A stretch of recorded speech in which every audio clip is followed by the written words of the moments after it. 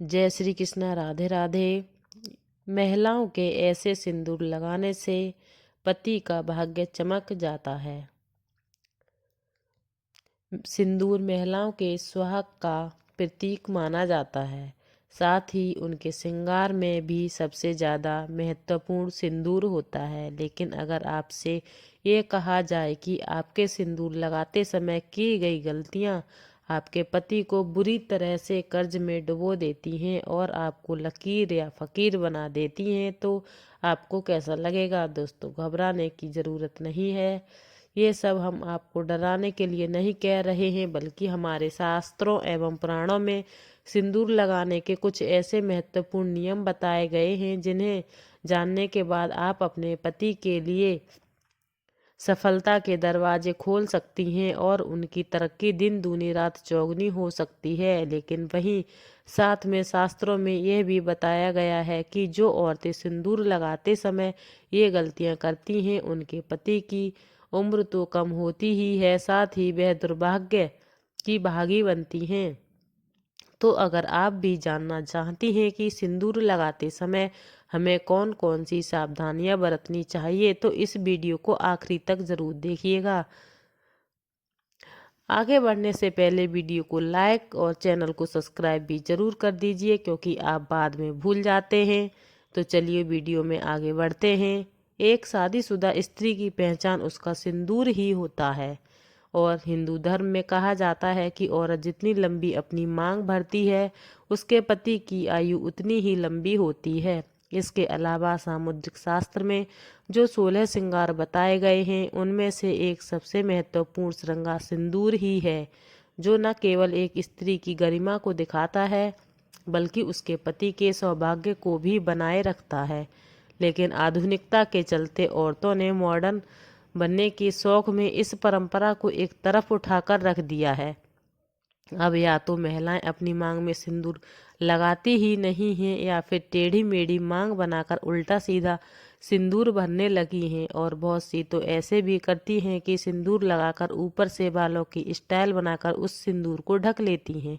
इसकी वजह से उनके जीवन में परेशानियां चलती रहती हैं और फिर वह औरतें अपने भाग्य को और भगवान को दोष देती हैं। लेकिन आज का वीडियो देखने के बाद आप जरूर समझ जाएंगी कि हमारी ही गलतियों के कारण ही हमारे कर्मों का निर्धारण होता है और हम पर भारी पड़ता है।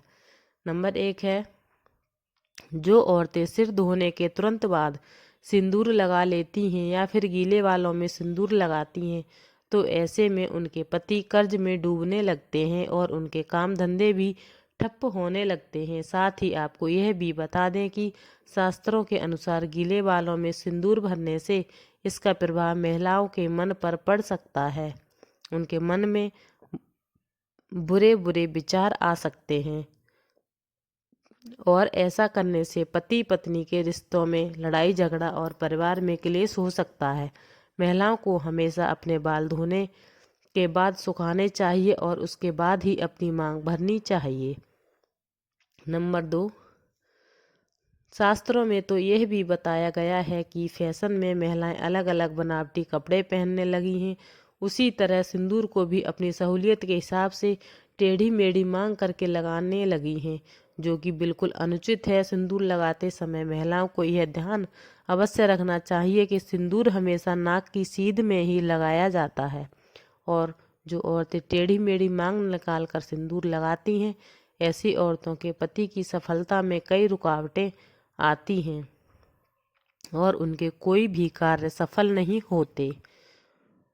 जो औरतें अपनी मां के सिंदूर को अपने बालों से छुपा लेती हैं, तो ऐसी औरतों के पति को समाज में मान सम्मान नहीं मिलता और समाज में उनकी छवि भी लोगों के बीच में छिप जाती है। लोग या तो उन्हें पहचानते नहीं हैं या फिर उनकी एक गलत छवि लोगों की नज़रों में बनी रहती है। शास्त्रों में तो यह भी बताया गया है कि औरतें अक्सर अपना सिंदूर दूसरी औरतों को लगाने के लिए दे देती हैं या फिर दूसरों से मांगकर सिंदूर को अपनी मांग में भर लेती हैं।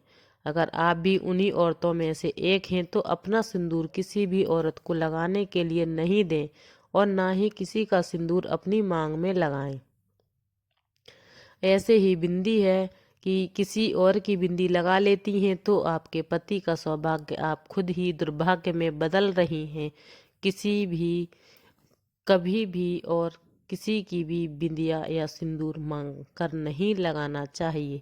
इससे हमारे पति के जीवन में भी वही दुख और तकलीफ आने लगती हैं जिनका हमने कभी सोचा भी नहीं है, जो उस स्त्री के जीवन में होते हैं। और अगर आप अपनी बिंदी और सिंदूर किसी और को लगाने के लिए देती हैं तो इससे आप अपना सौभाग्य उस स्त्री को खुद ब खुद दे देती हैं। तो इसलिए आप अपने किसी भी चीज़ को दूसरों को दे सकते हैं, लेकिन कभी भी अपने श्रृंगार का सामान कभी भी किसी को नहीं देना चाहिए और ना ही किसी का लेना चाहिए। शास्त्रों में बताया गया है कि सिंदूर लगाते समय हमें किन बातों का ध्यान रखना चाहिए। शास्त्रों के अनुसार औरतों को हमेशा नाक की सीध में लंबा सिंदूर लगाना चाहिए। माना जाता है कि औरतें अपनी मांग में जितनी लंबी भरती हैं उनके पति की आयु भी उतनी ही लंबी होती है और तरक्की के रास्ते भी खुल जाते हैं।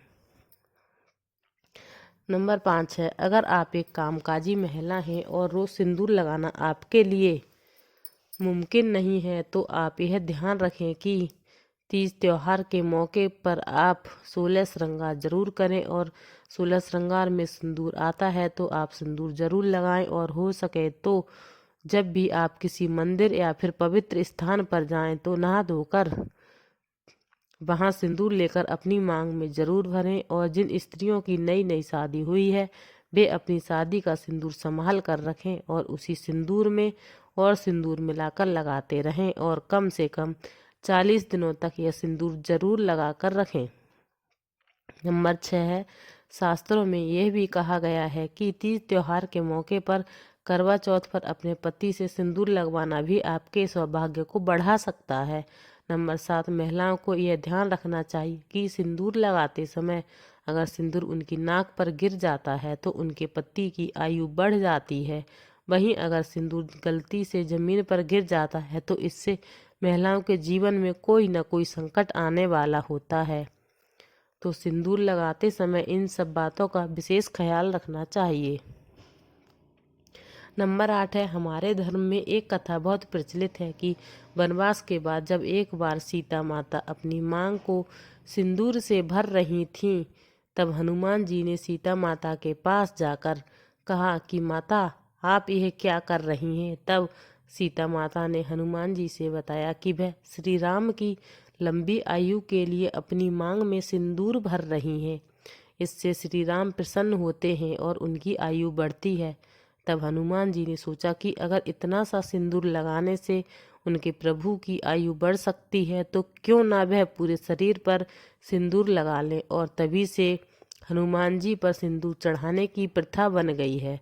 तो देखा आपने, अगर सिंदूर में इतनी शक्ति है कि वह भगवान की आयु बढ़ा सकता है तो इंसान की तो बात ही क्या है। सिंदूर वास्तव में एक महिला के सौभाग्य से जुड़ा होता है, क्योंकि हर एक इंसान के भीतर 7 चक्र होते हैं। जो महिलाएं नियमित रूप से सिंदूर लगाती हैं उनका 7वां चक्र यानी कि आज्ञा चक्र बिना किसी मेहनत के, तपस्या के एक्टिव हो जाता है। और जब किसी व्यक्ति का आज्ञा चक्र जागृत हो जाता है तो उसे परिस्थितियां भांपने की शक्ति मिल जाती है।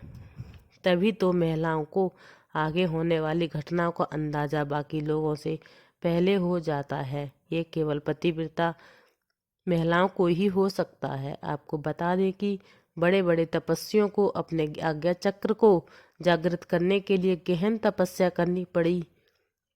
वहीं महिलाएं अपना आज्ञा चक्र केवल अपनी मांग में सिंदूर लगाकर जागृत कर सकती हैं और वे अपने पतिव्रता धर्म को निभाकर किसी भी कार्य को संभव कर सकती हैं। वहीं विवाहिता के लिए तो सिंदूर न केवल उनके सौभाग्य बल्कि सुहाग का प्रतीक है।